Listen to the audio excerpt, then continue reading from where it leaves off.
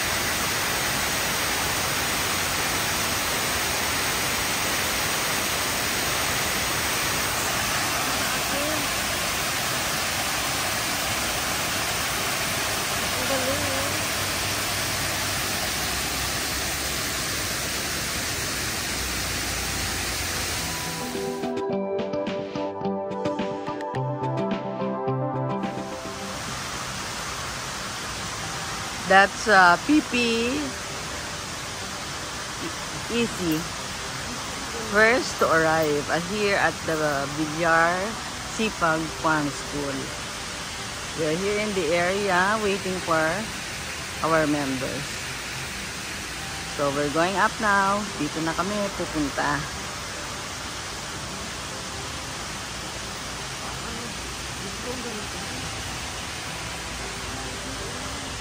Friends, look at this.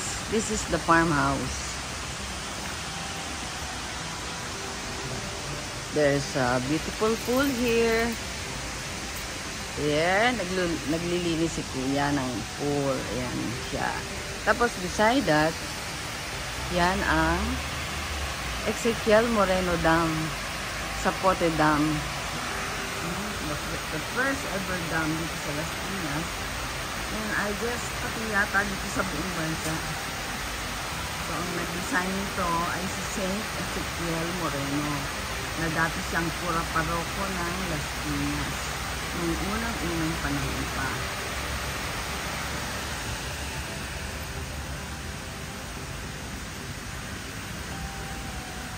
This is the veranda of the farmhouse. Ito na yung loob. We will be meeting Senator Villar here. There's Judy. Is Judy. Our friend is Judy. At ito na yun. Napakaganda yun. Aren't you proud of being Filipino? Kasi dito, lahat ng touch ay locally grown, locally made. Yan. Dito. Locally na tinanim dito. Tapos inani natin, ginagawa niya. Makikita niyo mamaya. Yeah, hello, Miss Hanilet. Welcome to our place. That's Miss Hanilet.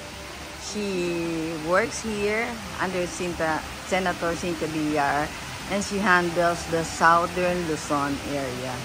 So she's our friend and very, very supportive of the projects of the Innerville Club, District 383.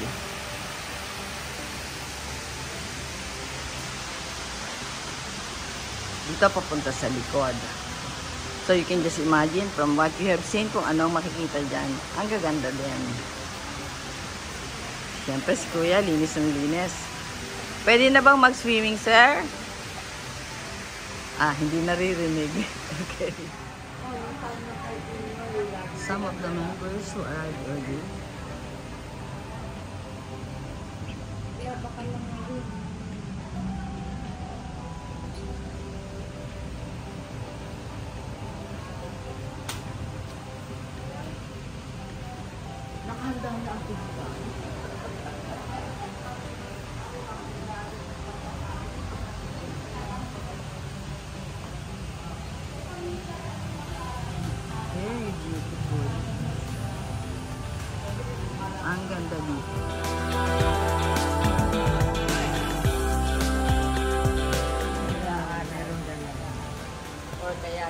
tiwala nito doon nag-aaral para maging modern ang farming natin kasi hindi tayo competitive. Magaling na ang biyak ng tayo. Sabi tayo kung deteriorate. Totoo kasi po yan. yung mentality ng mga DA, parang hindi sila developmental. Pinuwersa ko lang.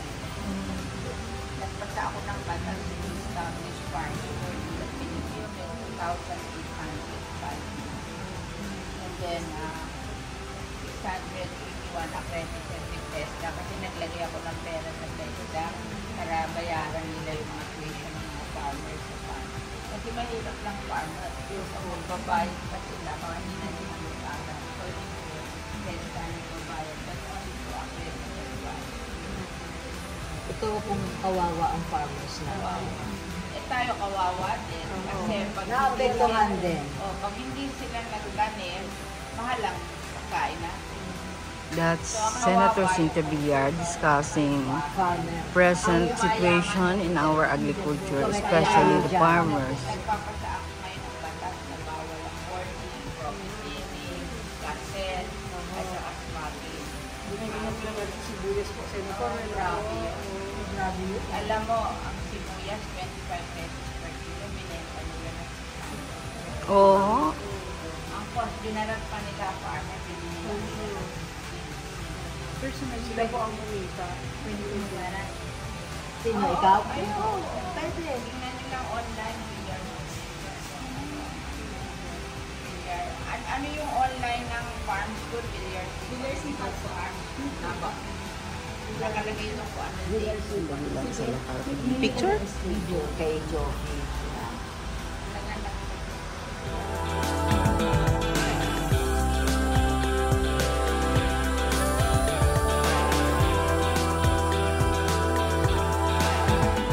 Public works yung public works mag-i-implement, identify mo lang yung hindi pinamimigay. Ayun na siya.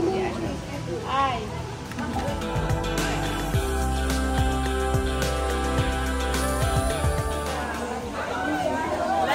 Welcome. Welcome Welcome to to the farmhouse. Farmhouse of Villar.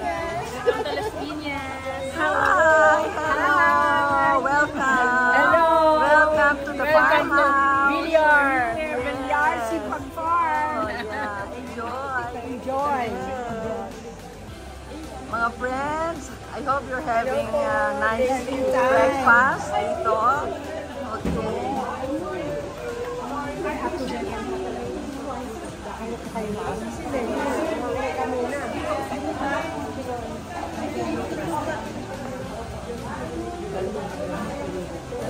Pero ay may card.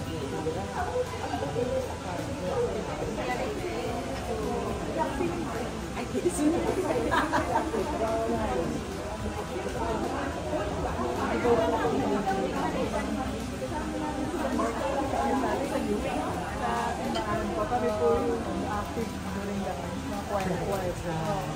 Kasi sabi ko nga, very proud ako sa inyo kasi talaga yung country ko. Ba kaya ako dito ginawa? Ano ba yung sinabi mo? Entry pala. Okay, welcome to our district, and here are the ladies around me with Senator Villar, and here is our district chairman, Annalie, our dancer, our whatever, she's all of it. And our senator always act in action, and our biggest support behind our senator, Cynthia Villar. Thank you, So we're PDC going to have Manchu. a very nice morning today, and Yes. we will enjoy it, enjoying the farms, enjoying whatever is there in store for us, and we thank our dear senator for hosting it for us. Okay, cut. Okay, cut. Yubi. Sabi ni Madam Ebu, start. Makaharapin ko muna yung code dito kung sinabi po.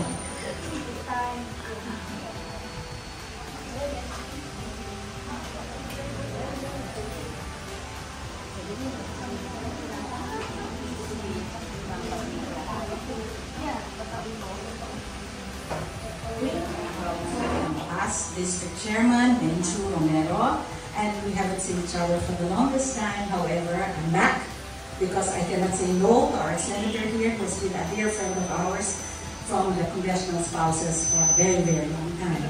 Now, and at the same time, also my district secretary, when I was district chairman, Ebu Minio, who is always there to help. We were working before up to 4 o'clock in the morning when we were going to give the awards. And now I'm so happy to see everybody with nice, looking nice, looking well, and we pray that we will continue on till lulubututun tayo, nagpapampers tayo, whatever. This is just to add a little color. But anyway, welcome, and we would like to thank our senator here for hosting this breakfast because we didn't expect, I didn't expect it, although of course I went through some traffic, but now I'm here and I'd like to thank you for your attendance and we welcome you again. So to start our short program, actually it's short because we have a lot in store, we would like to ask our President Malu Alhenio to open with our opening prayer.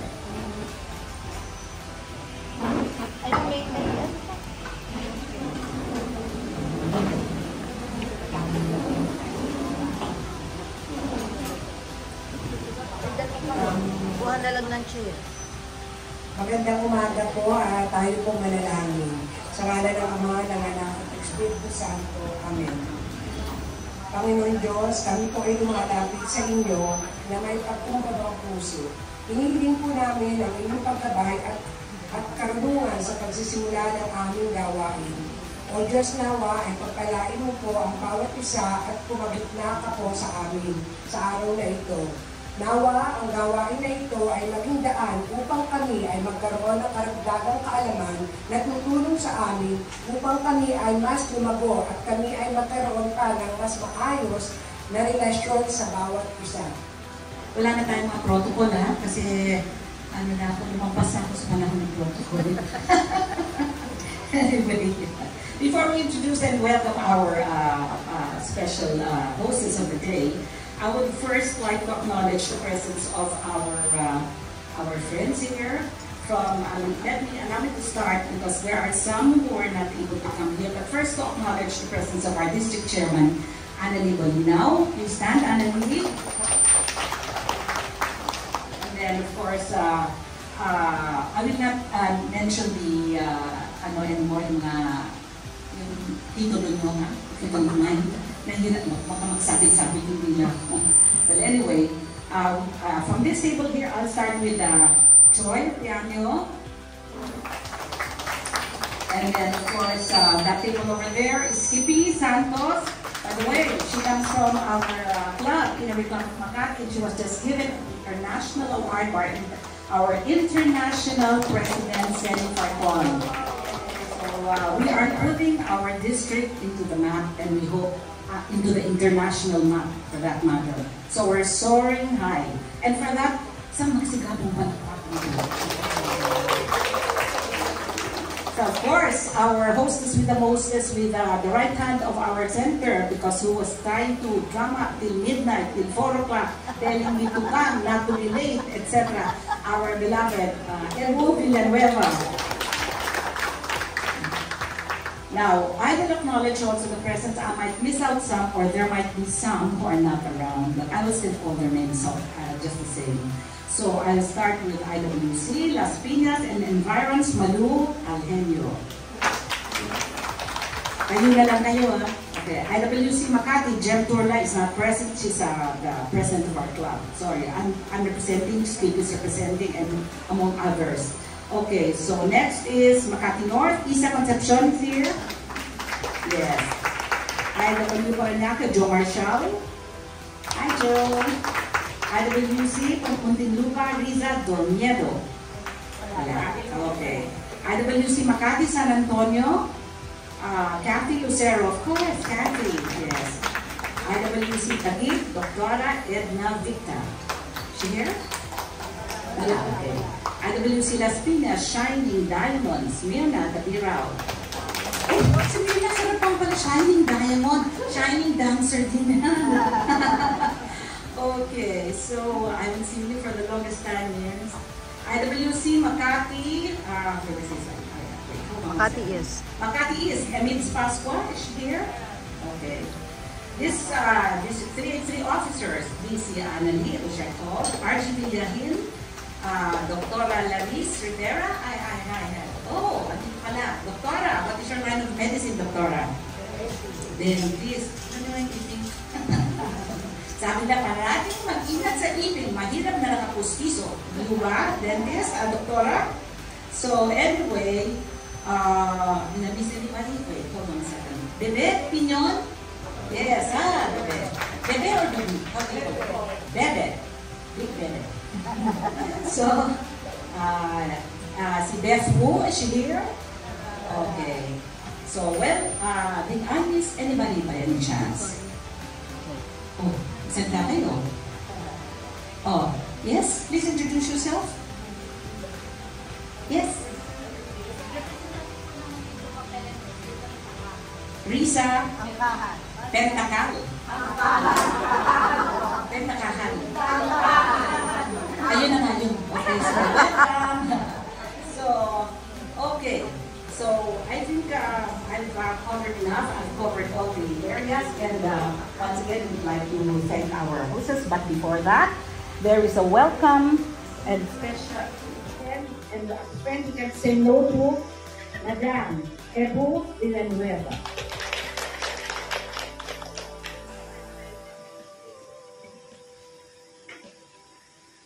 Hello. Good morning.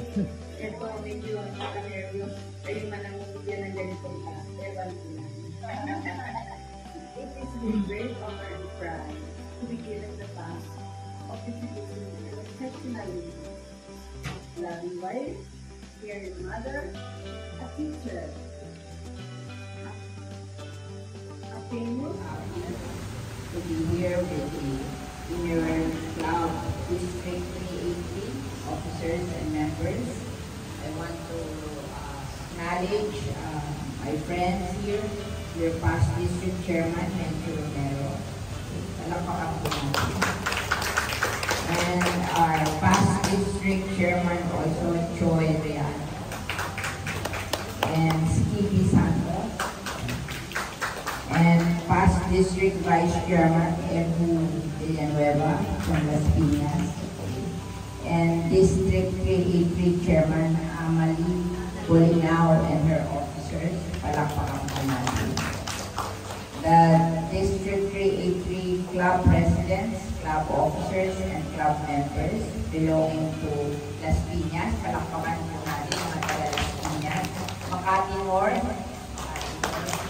Makati East, Makati San Antonio, Taguig, Makati, Parañaque, Muntinlupa, and I guess that's all. Welcome po kayo sa aming Villar Farm School.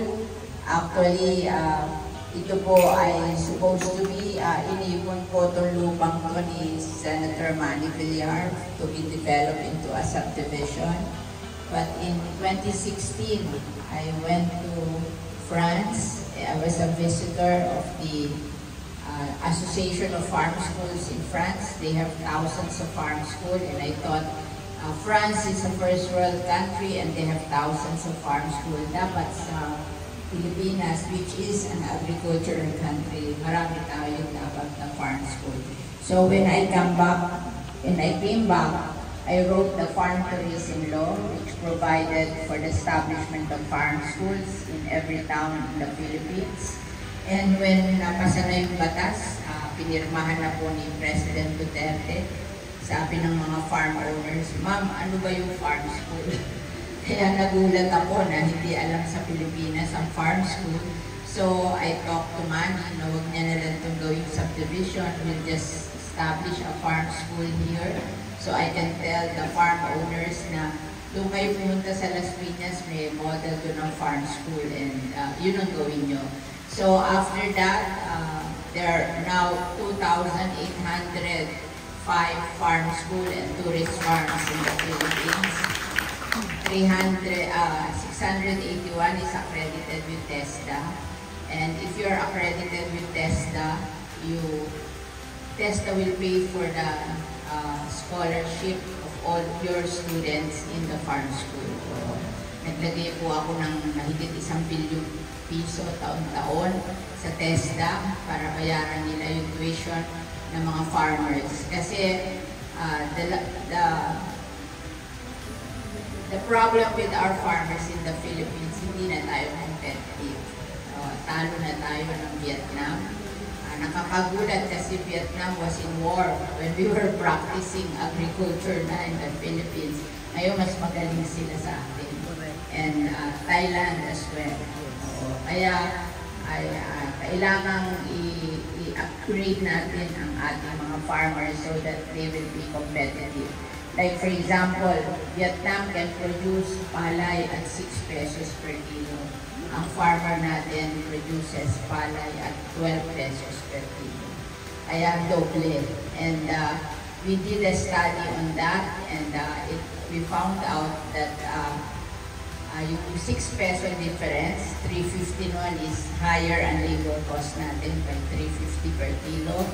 And then yung productivity, yung 250 is the productivity of our seeds. Kaya ako po, noong 2018, pinakiusapan po ako ni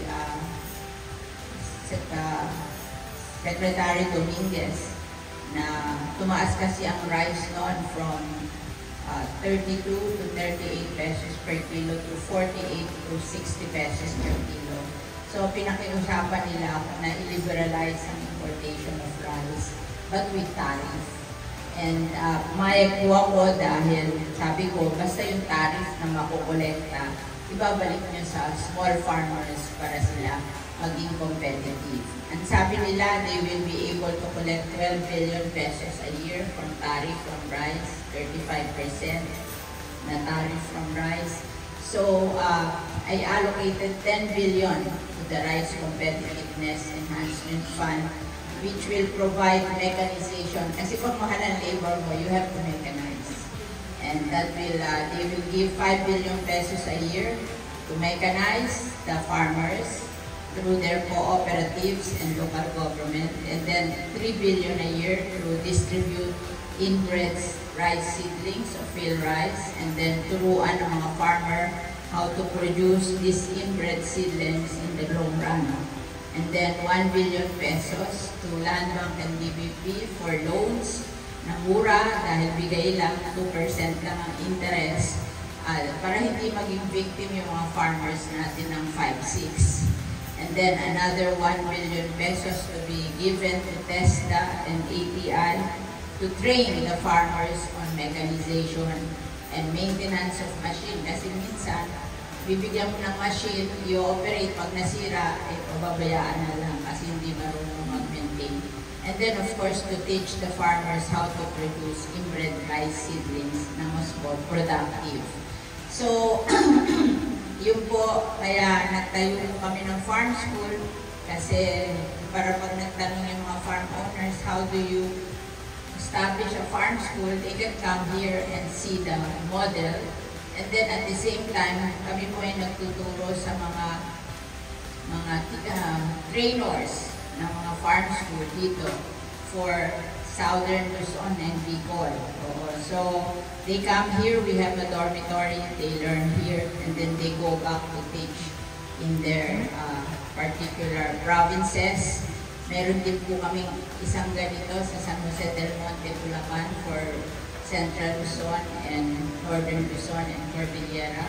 We have another one in Iloilo for the Visayas and another one in Davao City for Mindanao. So we have 4 farm schools all over the Philippines, and we train the trainers for free. Pero pwede rin po mag-aral yung may mga farms na nakatira dito, may farm sila sa probinsya. Pwede po kayo mag-aral dito, libre din. You just naka-online po yung Villar Farm School, naka-online naman. So malalaman nyo yung date ng mga training. We have 6 courses taught here. One is rice mechanization and inbred seed production. Another one is vegetable gardening. Another one is dairy. We have a dairy farm here composed of 50 carabaos and processing of dairy milk. And then we have a coconut plantation intercropping with cacao. And then we have aquaculture and then farm business school. So they come here to learn, and which they can teach in their farm school. Kaya mamaya, iikot kayo sa farm school, so you will know, you will see the model. Our people will accompany you, and at the same time you can see we have a farm tourism also dito. We have 2 coffee projects, and Dear Joe, we have what do you call this, a bar, and then we have a children's farm with horseback riding and playground and zip line. And then we have a pet store and a pet park here. So you can see the model of farm tourism. So I hope you will learn from here, and I hope mapalad tayo kasi sabi nila 12 billion daw makukolekta sa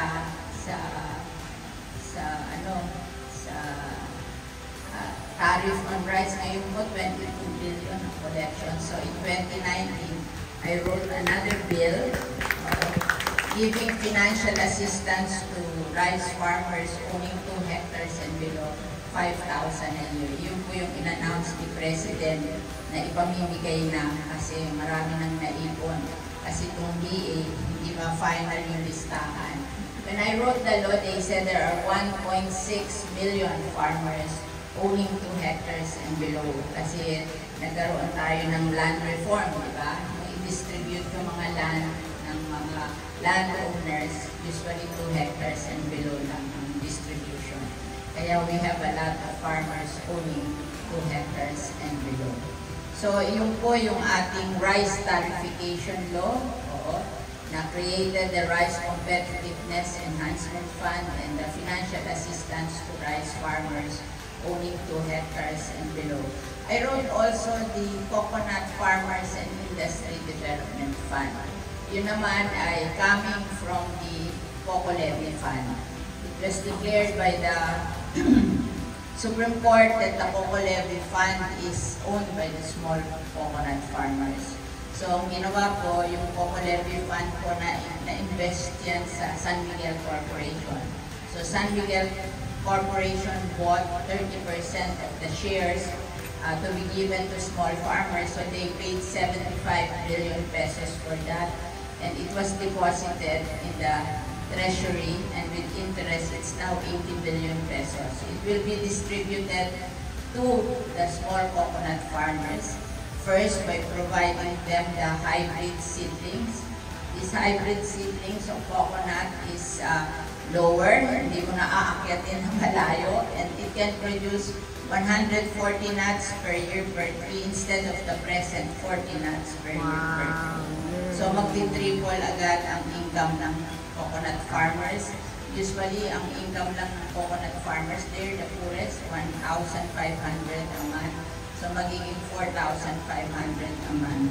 And we introduced the intercropping. Oo. Hindi alam ng coconut farmers na mas malaki pa kita sa intercropping kesa sa coconut. You intercrop the coconut with coffee, cacao, and dairy. Oo.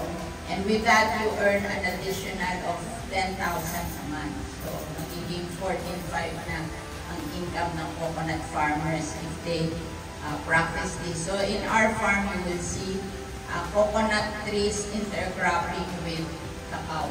So, kasi ang laki ng demand ng cacao and coffee and dairy in the Philippines. So, yung ating coffee production is just 30% of the local demand. So may 70% pa tayong kailangan. Yung ating cacao, we only produce 20% of our local demand. So may 80% pa. And the worst is milk. We only produce 1% of our local demand. 99% are imported. So we have to really heal our dairy industry kasi pag hindi nakainom ng gatas, ang mahihirap na mga bata, hindi sila tatalino. And mahirap na nga sila, hindi pa sila tatalino. That's really bad for the countries. That's why I'm distributing dairy Carabao together with what you call this processing equipment to the National Dairy Authority and Philippine Carabao Center to bring up our production of dairy in the Philippines. So yun po, ako naman po, kaya very active ako sa agriculture because sabi ko nga, mawala ng lahat. We can live with our old clothes, we can live with our ugly houses, but we cannot live without food. That's why we have to support our farmers and fisher folks to be able to have food at the table. Kasi pag ganyan ang kita ng farmers and fisher folks, hindi na sila mag-produce ng food. In fact, karamihan sa kanila gusto nila ipadala na OFW yung mga anak nila sa abroad. Which is bad for the food sufficiency of the Philippines. That's why we have to support our agriculture because it's very important that we produce our own food and not rely on export. Yung export ko, okay lang yan temporarily, but in the long run, we should not be importing. Rather, imports. We should not be importing. We should be able to produce our own food for our people. So, mas mura. Kaya ako po ngayon, nagpapasa ako ng batas kasi napansin ko, binabarat yung mga farmer, ng mga trader, tapos yung trader, nag-create ng artificial demand para tumaas ang presyo naman sa consumer.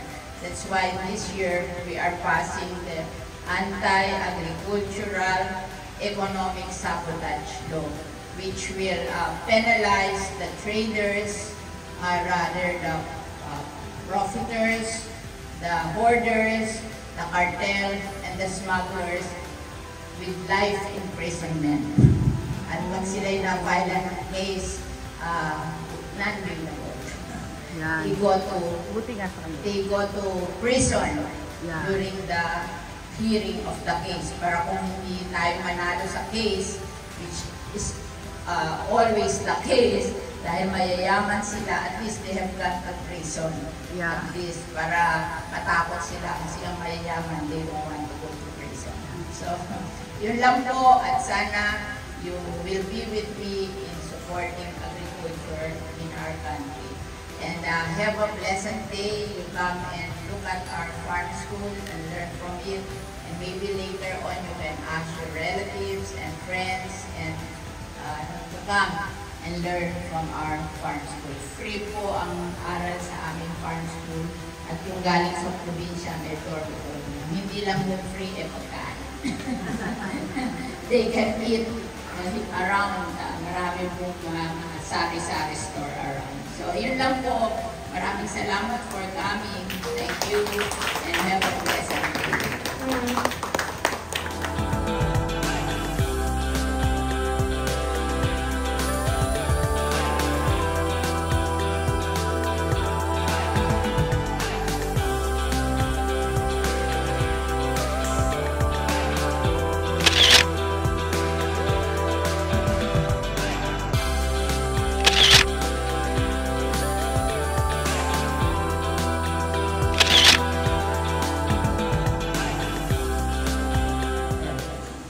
Masigapong palakpakan ang ating district chairman. Some step back. Yes, good morning everyone. To our dear Senator Cynthia Villar, a member of the Philippine Senate. She's our advisor for the longest time. So thank you po, Senator, for always supporting Inner Club of the Philippines, especially District 383 and the Philippine Senate po. Nandito po kami para supportahan po kayo and tumulong po sa lahat ng mga projects na talagang sinusulong nyo. So yung sa agriculture po, definitely 100% po kami dyan. So ito po ay isang, alam naman natin yung zero hunger. Isa siya sa sinusulong ng District 383 lalo na ngayon.